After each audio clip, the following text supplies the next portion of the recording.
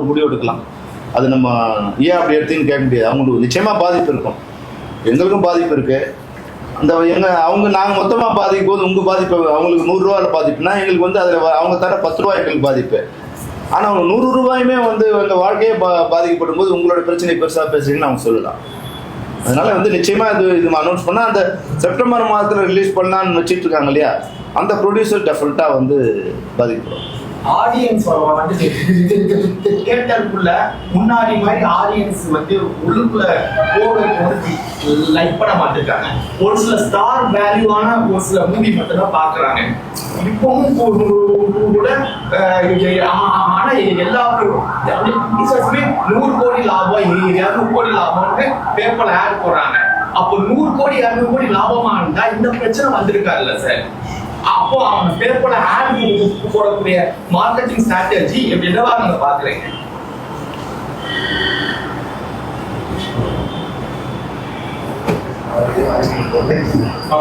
இது வந்து எப்படி சொல்றதுன்னா சார், உலக மக்களின் ஆதரவு பெற்ற அப்படின்னு ஒன்று போடுறோம். உலக மக்கள் என்னோட ஆதரவு இருக்கான்னு யாராவது கேட்டோமா? ஒரு சினிமா துறையே வந்து ஒரு கற்பனையான துறையே. அதில் சில நேரங்களில் வந்து இது போன்ற அறிவிப்புகள் வர்றது வந்து அதில் உண்மையும் இருக்கலாம், இல்லை வந்து கற்பனையும் இருக்கலாம், இல்லை மிகைப்படுத்தலும் இருக்கலாம். இது வந்து இன்கம் டேக்ஸ் கிடையாது இல்லையா? இன்கம் டேக்ஸில் தான் கரெக்டான கணக்கு கொடுக்கணும். விளம்பரத்தில் சில நேரங்களில் வந்து உலக அழகின்னு ஒருத்தர் சொல்லுவோம். உலக அழகி யார் சொல்கிறது? உலக அழகின்னு 10 பேர் சேர்த்து எடுத்தால் உலக அழகின்னு ஆகிடுமா? உலகத்தில் இருக்க எல்லாரும் சேர்ந்து எடுத்தாலும் உலக அழகி. அது மாதிரி சில நேரங்களில் வந்து நீங்கள் இப்படி தான் வரும். அப்போ வந்து 100 கோடி ஆயிடுச்சுன்னா வந்து ஒரு பம்பர் இது லாபகரமான இண்டஸ்ட்ரி இருக்கு அப்படின்னா ஒவ்வொரு அதுதான் வந்து என்ன பண்றாங்கன்னா பிரஸ் மீட்ல எத்தனையோ மேடைகளை வந்து நீங்க பேசுறீங்க. தமிழ் சினிமா இப்ப நல்லா இருக்குன்னு பேசிருக்கீங்க. ஆனா அதுக்கும் இருக்குமான அந்த முரண் ஒன்று இருக்குல்ல சார், டிஃப்ரெண்ட் இருக்குல்ல, அதை எப்படி பாக்குறீங்கன்னு கேட்க. நான் தமிழ் சினிமா நல்லா இருக்குன்னு சமீபமாக ஒரு 1 இயர் நான் பேசலை. தமிழ் சினிமா ரொம்ப சிரமமான நிலை இருக்குது, தயாரிப்பாளர் ரொம்ப சிரமப்பட்ட நிலை இருக்காங்க தான் நான் சொல்லியிருக்கேன் இது வரைக்கும். ஆனால் வந்து சில தயாரிப்பு நிறுவனங்கள் விளம்பரப்படுத்தும் போது மிகைப்படுத்தலோடு விளம்பரப்படுத்திருக்கலாம்.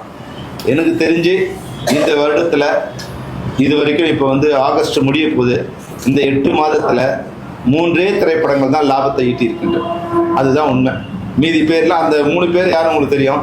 மீதி பேர் யார் சொன்னாலும் அது வந்து கற்பனை, மிகைப்படுத்தப்பட்ட உண்மை. அதில் வந்து உண்மை இல்லை. நீங்க தனிப்பட்ட முறையில் தயாரிப்பாளர் சங்கத்துக்கிட்ட பேசுறதுக்கு ட்ரை பண்ணீங்க? நான் பேசினேன். அவங்க சொல்றாங்க வந்து இதுதான் சொன்னாங்க, எங்களுக்கு ரொம்ப சிரமமா இருக்கு. இப்போ வந்து ப்ரொடக்ஷன் காஸ்ட்டும் இன்க்ரீஸ் ஆயிடுச்சு, அங்கே செலவு அதிகமாகிடுச்சு, வரவே இல்லாமல் ஒரு சூழ்நிலை ஆயிடுது. இப்போ 4 வாரத்துக்குள்ளது 8 வாரம்னா நாங்கள் விற்கிற ஓடிடியும் விற்க மாட்டோம். இப்போ தயாரிப்பாளர்கிட்ட இருந்து முன்னாடி எக்ஸிபிட்டார் வந்து படத்தை என்கிட்ட வாங்கினாங்க. அப்போ அவங்களுக்கு வந்து அந்த படம் ஓடலைன்னா அதுக்குள்ளே நாங்கள் ஓடிடி ரிலீஸ் பண்ணிட்டு அவங்களோட வருமானம் பாதிக்கப்படுறோம். இப்போ அவங்களுக்கு எந்த முதலீடும் அவங்களுக்கு கிடையாது. 100% முதலீடு என்னோடது. நீங்கள் ஓட்டுறீங்க, ஓட்டுனா வரப்போகிற வருமானத்தை எனக்கு கொடுக்க போகிறீங்க. நான் ஓடிடியில் போட்டால் வர நஷ்டம் எனக்கு தான், உங்களுக்கு கிடையாது இல்லை.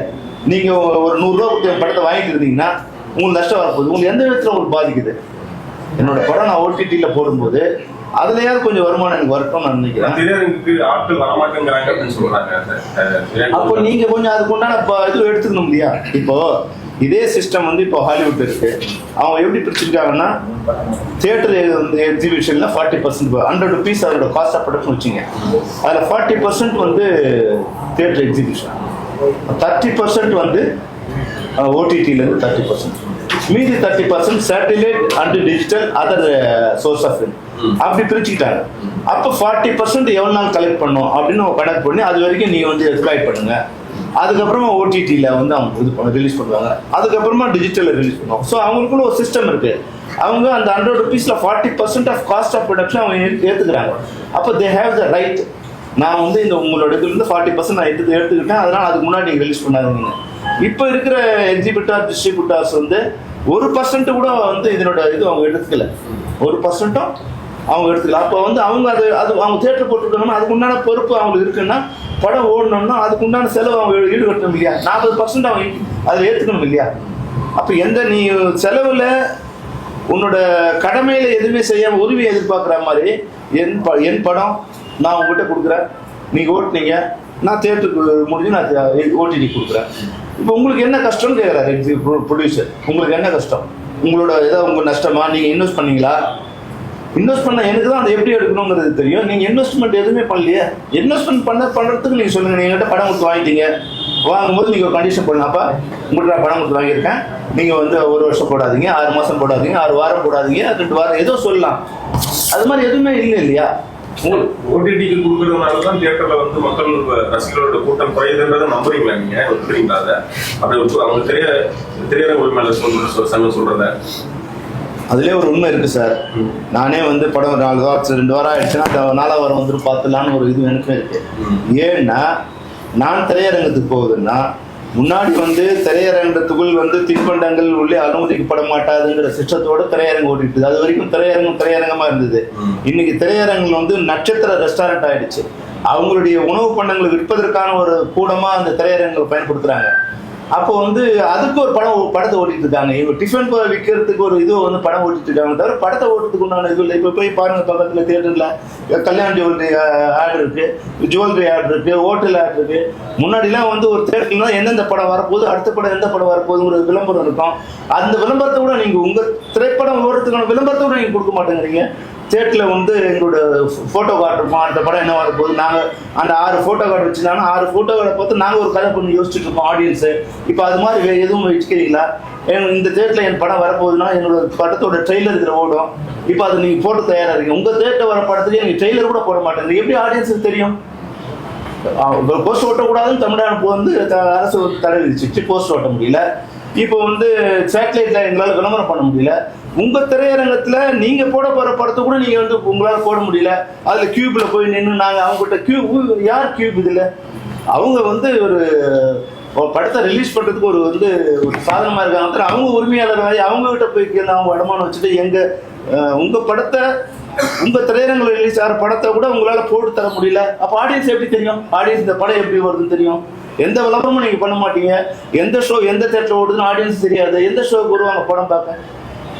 வரும்போது எங்களுக்கு இப்போ புளியை பார்த்து பூனை சூடு போட்டு விட்டா மாதிரி பெரிய திரையரங்களை பார்த்து சின்ன திரையரங்களை கூட அதே மாதிரி சிஸ்டத்தை ஃபாலோ பண்றாங்க. இப்போ நான் முன்னாடி வந்து ஒரு 50 ரூபாய்க்கு படம் பார்க்க முடியும் நிலைமை இருந்தா பரவாயில்ல. இப்போ 50 ரூபாய்க்கு படம் பார்க்கறதுக்கு உண்டான திரையரங்கமே எங்கேயுமே இல்லையே. எல்லாமே வந்து நான் குடும்பத்தோட போகிற போனோம், ஒரு 1000 ரூபா குறைஞ்சபட்சம் செலவு பண்ணணும். 1000 ரூபா செலவு பண்ணக்கூடிய அளவுக்கு, சினிமாவுக்கு செலவு பண்ணக்கூடிய அளவுக்கு இன்னைக்கு வந்து தமிழக மக்கள் இல்லை. இப்போ நீங்க சொன்னீங்கல்ல இந்த 8 மாசத்துல 3 படம் தான் ஓடி இருக்கு அப்படின்ட்டு, நல்ல ஒரு குவாலிட்டியான ஃபிலிமை கொடுக்க வேண்டிய ஒரு ப்ரொடியூசர்ஸ் நியாயமான பொதுமக்களோட நேரத்தையும் பணத்தையும் செலவழிச்சு தான் வந்து தேட்டர்ல உட்கார்றாங்க. தரமான படத்தை கொடுக்கறத விட்டுவிட்டு இது போன்ற கோரிக்கைகளை வச்சு என்ன பிரயோஜனம் இருக்கு அப்படிங்கிற ஒரு கேள்வியும் இருக்கு. ஏன்னா நல்ல படம் கொடுத்தா பொதுமக்களே தியேட்டர் நோக்கி வரப்போறாங்க. எதுக்கு? ஏன்னா இப்ப லாஸ்டா ஜனநாயகம் படத்துக்கு தான் வந்துட்டு அதிக கூட்டம் வந்துச்சு. அதற்கு பிறகு எந்த ஒரு படத்திற்கும் அந்த அளவுக்கு கூட்டம் கொடுத்த மாதிரி தெரியும். நான் நல்ல படங்கள் ஒரு 6 படங்கள் உங்களுக்கு சொல்றேன். அந்த படங்கள் எந்த மக்கள் பார்த்தாலும் சொல்லுங்க. ஏன்னா மற்ற படம் நல்ல படங்கள் இல்லாம ஆயிடும். இப்போ நல்ல படங்கள் ஜனங்க, ஏன்னா ஆடியன்ஸ் வந்து ஒரு குறிப்பிட்ட ஆடியன்ஸ் தான் இப்போ படம் பார்க்க வராங்க. அவங்களுக்கு எது மாதிரியான படங்கள் விருப்பப்படுறாங்க அப்படிங்கிறது யூத்தும் இல்லை ஒரு மாதிரி வந்து ஒரு ஃபன்னா பண்ற நினைக்கிறவங்க தான் அன்னைக்கு தேட்டர் போறாங்க. அவங்களுக்கு கொண்டு போய் நீங்க இப்போ சம்சாரம் மின்சாரம் படம் போட்டீங்கன்னா அவங்க பார்க்க தயாரா இருக்க மாட்டாங்க. அவங்களுக்கு வேற மாதிரி படங்கள் தேவைப்படுது, ஒரு ஃபாஸ்டான படம் தேவைப்படுது. அதில் போய் நீங்கள் எமோஷனலோ ஃபேமிலியோ கல்ச்சரோ அறிவுரையோ சொன்னால் அதெல்லாம் பார்க்க தயாராக இல்லை. அப்போ அது மாதிரி படங்களை எடுத்து தேட்டரில் ஆன்லைன் வராத எடுத்து என்ன படம் பண்ண சொன்னால் நீங்கள் இப்போ நீங்கள் ரெடின்னு சொல்லுங்க. 100 நல்ல திரைப்படங்கள் இப்போ நான் கொண்டு வந்து கொடுக்குறேன் உங்கள்கிட்ட. இங்கேயே நான் இப்போ வந்து 100 திரைப்படம் உங்கள்கிட்ட கொடுக்குறேங்க. நீங்கள் பாருங்கள், நல்ல எங்ககிட்ட இப்போ வந்து ஒரு 400 திரைப்படம் ரெடியாக இருக்குது. அதில் எனக்கு தெரிஞ்ச ஒரு 100 திரைப்படங்கள் மிக சிறந்த திரைப்படங்கள் இருக்குது.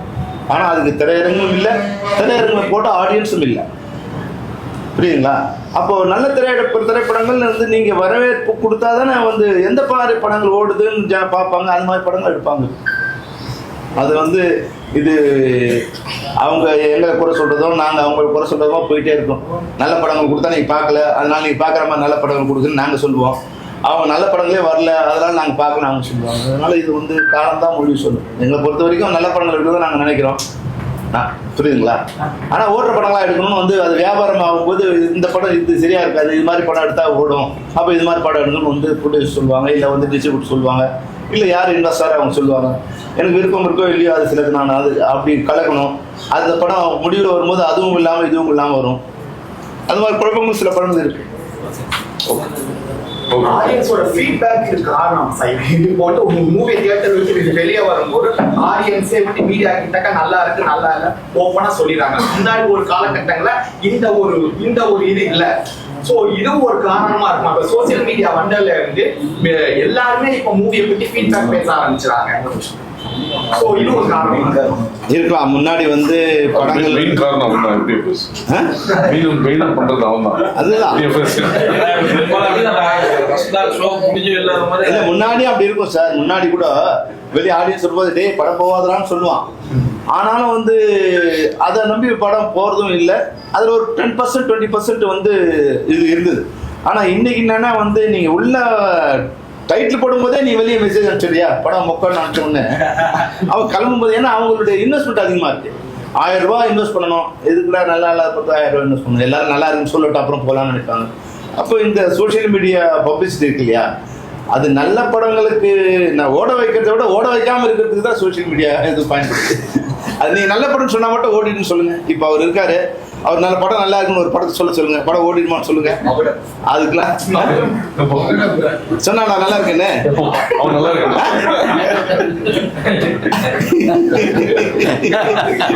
அந்த துறையில இருந்து அவனை பண்ணணும். Okay, thanks.